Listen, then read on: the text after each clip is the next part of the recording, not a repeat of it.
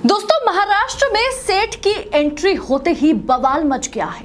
महाराष्ट्र में अडानी के चक्कर में इस बार मोदी की नाव डूबने वाली है, क्योंकि महाराष्ट्र चुनाव की लड़ाई अब गुजरात लॉबी बनाम महाराष्ट्र की हो गई है, जिसमें धारावी प्रोजेक्ट जो है अडानी के नाम किया गया है, जो सबसे बड़ा मुद्दा बन गया है, जिसके चलते बीजेपी की हार होने की संभावना 100 गुना बढ़ गई है। महाराष्ट्र और झारखंड के अंदर दोस्तों अब चुनाव आने वाले हैं। चुनाव की तारीख पूरी तरह से क्लियर हो चुकी है। अब वहां पर जो चुनाव होंगे उससे पहले एक बड़ा खुलासा होता हुआ नजर आ रहा है। यहाँ पर मोदी जी के लिए एक बड़ी प्रॉब्लम क्रिएट होती हुई नजर आ रही है। दोस्तों, मीडिया पर एक खबर बहुत तेजी से चर्चा आम पर है कि जैसे ही मोदी जी महाराष्ट्र को जीतेंगे, जैसे ही मुंबई को अगर वो जीत जाते हैं, सरकार वहाँ पर रिपीट होती है, तो आने वाले चंद सालों के अंदर महाराष्ट्र पूरी तरह से अडानी को बेच दिया जाएगा। किस तरह से बेच दिया जाएगा, किस तरह से मोदी जी को लेकर इस तरह की बातें कही जा रही हैं, हमारे साथ वरिष्ठ पत्रकार मौजूद हैं। अगर आप लोग महाराष्ट्र से हैं तो आप लोगों को ये खबर ज़रूर सुनना चाहिए कि महाराष्ट्र को लेकर क्या एक पर्दे के पीछे एक बड़ा खेल, एक बड़ा गेम तैयार किया जा रहा है। इस रिपोर्ट को देखिए। दोस्तों, महाराष्ट्र में सेठ की एंट्री होते ही बवाल मच गया है। महाराष्ट्र में अडानी के चक्कर में इस बार मोदी की नाव डूबने वाली है, क्योंकि महाराष्ट्र चुनाव की लड़ाई अब गुजरात लॉबी बनाम महाराष्ट्र की हो गई है, जिसमें धारावी प्रोजेक्ट जो है अडानी के नाम किया गया है, जो सबसे बड़ा मुद्दा बन गया है, जिसके चलते बीजेपी की हार होने की संभावना 100 गुना बढ़ गई है। महाराष्ट्र और मुंबई के बड़े बड़े बिजनेसमैन, इंडस्ट्रियलिस्ट को डर लगने लगा है कि अगर बीजेपी की सरकार बनती है तो कई प्रोजेक्ट्स जो महाराष्ट्र को मिलने थे वो गुजरात के हाथ में तो अभी चला गया, और आगे सब कुछ का ठेका जो है वो अडानी को दे दिया जाएगा। इसीलिए सब कुछ बड़ी लॉबी या इंडस्ट्रियलिस्ट सोच रहे हैं कि बीजेपी की हार जरूरी है, जिसके चलते बीजेपी फिर एक बार फंस चुकी है। महाराष्ट्र की शिंदे वाली बीजेपी सरकार ने महज 2 दिन पहले शहर के सबसे पुराने और सबसे बड़े डंपिंग ग्राउंड में से एक देवनार डंपिंग ग्राउंड की 124 एकड़ जमीन धारावी रीडेवलपमेंट प्रोजेक्ट को जो है उसे अडानी को दे दिया है। करीब ये 20,000 करोड़ का प्रोजेक्ट है। महाराष्ट्र में विधानसभा का चुनाव है, ऐसे में ये बड़ा मुद्दा बन गया है, क्योंकि अगर महाराष्ट्र में बीजेपी की सरकार बनती है तो अगले 5 साल में महाराष्ट्र सेठ को बेच दिया जाएगा।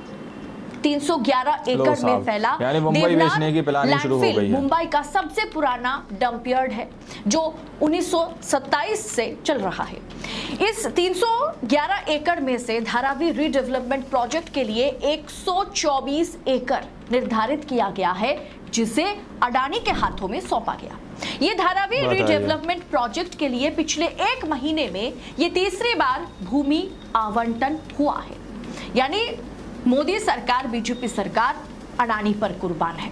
इसके लिए 10 अक्टूबर को हुई पिछली कैबिनेट बैठक में राज्य सरकार ने धारावी निवासियों के पुनर्वास के लिए मढ़ में लगभग 140 एकड़ भूमि आवंटित करने के प्रस्ताव को मंजूरी दे दी है, जिसे अडानी ग्रुप को सौंपा गया। इससे पहले हाल फिलहाल में अडानी ने महाराष्ट्र में 6,600 मेगावाट बिजली का टेंडर अडानी को मिला है। महाराष्ट्र का प्रोजेक्ट या टेंडर गुजरात जा रहा है। आखिर मोदी जी अपने मित्र पर मेहरबान क्यों हैं? धारावी के देवनार में 124 एकड़ जमीन अडानी ग्रुप को दिया गया, हजारों करोड़ का प्रोजेक्ट अडानी को दिया गया, बिजली टेंडर अडानी को दिया गया, मुंबई पोर्ट अडानी को दिया गया, मुंबई एयरपोर्ट अडानी को दिया गया।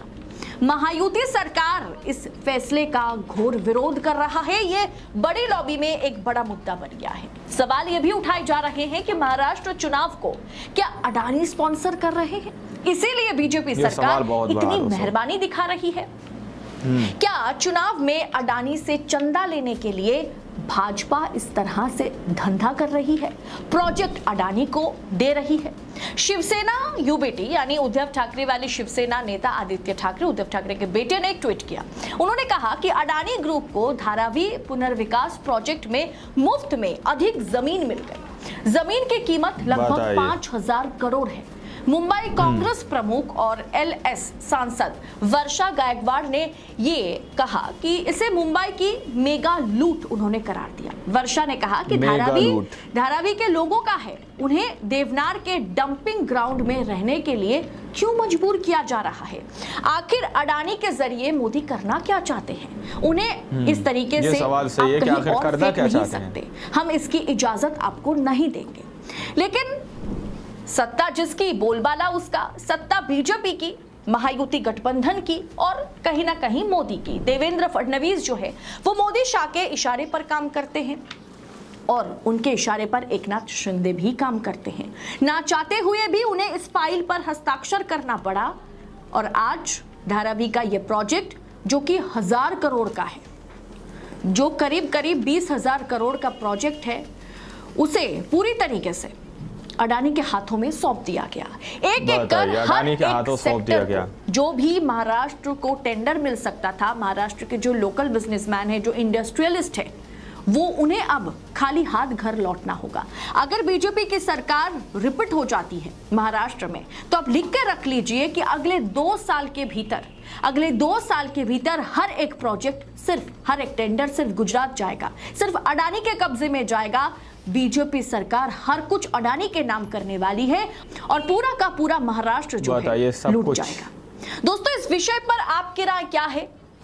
धारावी प्रोजेक्ट 124 एकड़ जमीन को जिस तरीके से मुफ्त में अडानी को बेचा गया, अडानी एक तरह से कह सकते हैं कि लूट मचा रखी है बीजेपी सरकार ने अडानी के नाम पर।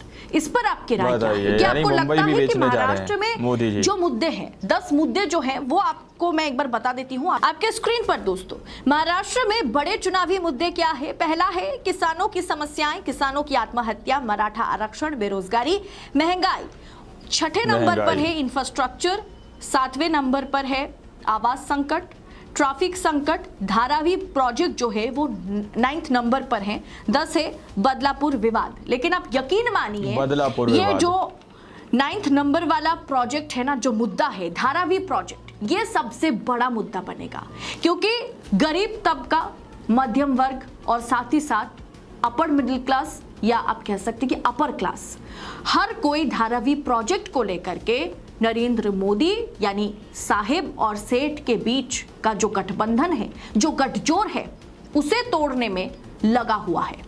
सबको पता है कि अगर बीजेपी की सरकार रिपीट होती है तो महाराष्ट्र अगले 5 साल नहीं, अगले 2-3 साल में पूरी तरीके से अडानी के हाथों में बिक जाएगा। ऐसे में यानी कि मोदी जी पूरा सेठ और साहिब के इस गठजोड़ को महाराष्ट्र में बड़ा धक्का पहुंचेगा, क्योंकि महाराष्ट्र की जनता को, चाहे वो गरीब है, चाहे वो मिडिल क्लास है, चाहे अपर मिडिल क्लास है, चाहे अपर क्लास है, हर किसी को सोचने की आवश्यकता है कि बीजेपी की सरकार अगर आती है तो महाराष्ट्र जो दूसरा सबसे बड़ा प्रदेश है और सबसे अमीर राज्य है, वो पूरी तरीके से अडानी के सामने नतमस्तक हो जाएगा। अडानी पूरा का पूरा महाराष्ट्र खरीद लेगा और इसी के तहत बीजेपी काम कर रही है, ताकि बीजेपी को कभी भी अपने फंडिंग पर, अपने फंड पर, अपने बैंक बैलेंस पर नजर डालने की बीजेपी को जरूरत ना पड़े। इतना बैंक बैलेंस बड़े बड़े इंडस्ट्रियलिस्ट और इंडस्ट्रियलिस्ट के नाम पर मैं किसे मीन करना चाह रही हूँ, ये आप समझ रहे होंगे। हर एक प्रोजेक्ट को सिर्फ और सिर्फ अडानी के हाथ में सौंपा जा रहा है। महाराष्ट्र चुनाव के तारीखों का ऐलान होते ही ये प्रोजेक्ट अडानी को दे दिया गया। अब ऐसे में दोस्तों 2 + 2 = 4 किस तरीके से किया जा रहा है और आगे चल के साहेब और सेठ, ये जो गठबंधन है ना, ये महाराष्ट्र को चलाएगा। महायुति गठबंधन नहीं, शिंदे नहीं, अजित पवार नहीं, बीजेपी नहीं, सिर्फ साहेब और सेठ जो है वो महाराष्ट्र को चलाएंगे। क्या महाराष्ट्र की जनता इस गठजोड़ को खत्म कर पाएगी? आपको क्या लगता है? आप इस पर अपनी राय कमेंट कर जरूर लिखिएगा, क्योंकि जब चुनाव होता है तब सिर्फ राजनीतिक मुद्दे को आप नहीं देख सकते, आपको हर एक मुद्दे को टटोलने की जरूरत है। और धारावी प्रोजेक्ट अडानी एक बहुत बड़ा मुद्दा है महाराष्ट्र चुनाव में, इसे आप नजरअंदाज नहीं कर सकते। इस विषय पर आपकी राय क्या है? कमेंट कर अपनी राय हमारे साथ जरूर शेयर कीजिएगा।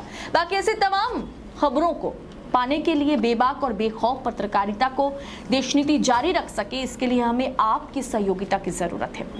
चैनल को जरूर सब्सक्राइब करें। फिलहाल इस रिपोर्ट में इतना ही। जल्द होगी आपसे मुलाकात। बहुत बहुत शुक्रिया। जय हिंद, जय भारत। दोस्तों, आप लोगों ने इस वीडियो को शुरू से आखिर तक देखा। वीडियो के अंदर सारी बातें खोल कर बयान की गई हैं। सीधे तौर पर यहाँ पर साहिब और सेठ का जो गठजोड़ है उसके बारे में बात की गई है, उस गठबंधन के बारे में बात की गई है कि अगर सरकार वहाँ पर रिपीट होगी तो वहाँ पर दूसरा कोई गठबंधन नहीं होगा, वहाँ पर एक ही गठबंधन होगा, वो होगा साहब और सेठ का। जैसा कि यहाँ पर अदिति ने कहा है, यानी देश नीति के ये पत्रकार हैं, वो इस बात का खुलासा कर रहे हैं कि अगर सरकार रिपीट होती है तो हौले हौले करके महाराष्ट्र पूरी तरह से अडानी की मुट्ठी में पहुंचा दिया जाएगा। ये बात मोदी जी के लिए कही जा रही है पत्रकार महोदया की तरफ से।